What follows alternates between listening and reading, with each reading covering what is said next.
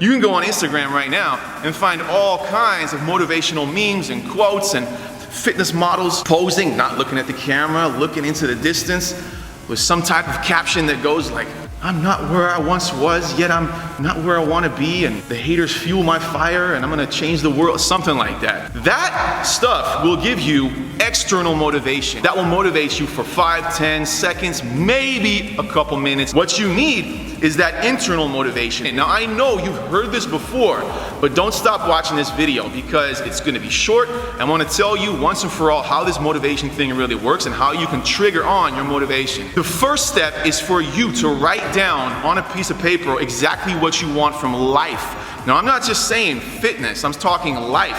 You can write down your goals for your weight and your body fat percentage, but honestly, nobody cares. And also, when you set those goals for your weight and your body fat percentage, trust me, when you reach those numbers, you will feel some type of void because the expectations of the fireworks of you hitting that number, they're just not going to be there. It's just a number. And when you hit that number, you're gonna think to yourself, now what? What I would rather recommend is that you set goals for your overall life. What is your overall sense of gratitude on a scale of 1 to 10? How much do you want that to be?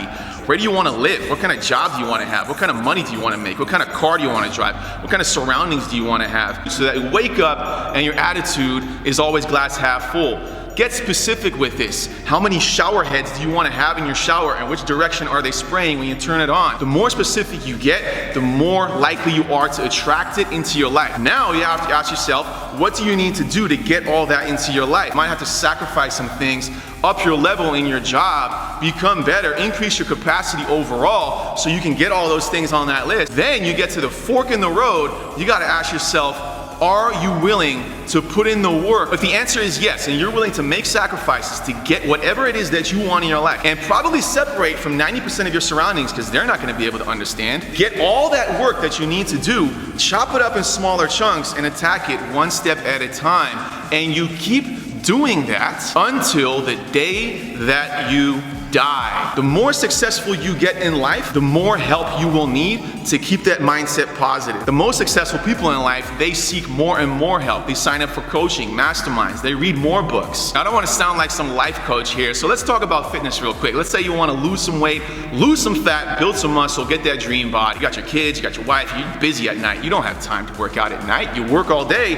What do you have to do? You have to work out in the morning, but you always get up at 6 a.m. You love doing that. That's your comfort zone. The only way to work out is to do it in the morning. Go at 5 a.m. to a place like this maybe. You gotta wake up at 4 a.m. now. 2 hours earlier, that's a big shift in your pattern. Now you set your alarm clock for the next day. You tell yourself you're gonna do it. Your alarm clock goes, and when your alarm clock goes, that again is the fork in the road, because if you hit snooze right there, you will go throughout your day, wake up at 6 a.m. again, and you're gonna be telling your subconscious mind all day long that you just weren't meant to do it, and that mediocre body that you've been living with all your life, that's just what you're supposed to have, and you're not meant to achieve greatness. And then you go on your social media, you'll see one of those guys flexing with a six-pack saying something crazy, and you'll hit like and you'll comment saying something like, "Oh, I needed to hear this today," because you are unable to give yourself your own dopamine. And how do you give yourself your own dopamine? Is by setting the alarm clock again for 4 a.m. and then actually waking up, leaving your comfort zone. When your feet hit the floor, it's gonna be cold. You're gonna think to yourself, this sucks, but you do it. You show up to the gym, you work out 5 a.m. Your endorphins are through the roof at 6 a.m. You're driving home, you're thinking, I feel like $1 million, dang.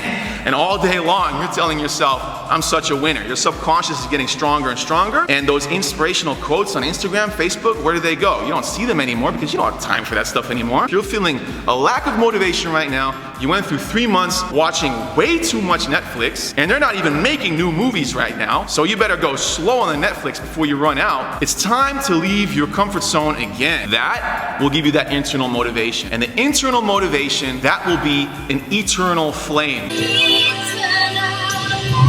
What you do not want is that external motivation, because that external motivation is a candle in the wind. I want to finish this video with a quote that I actually got from Andre Aldana. Motivation is overrated. Hard work and discipline are underrated.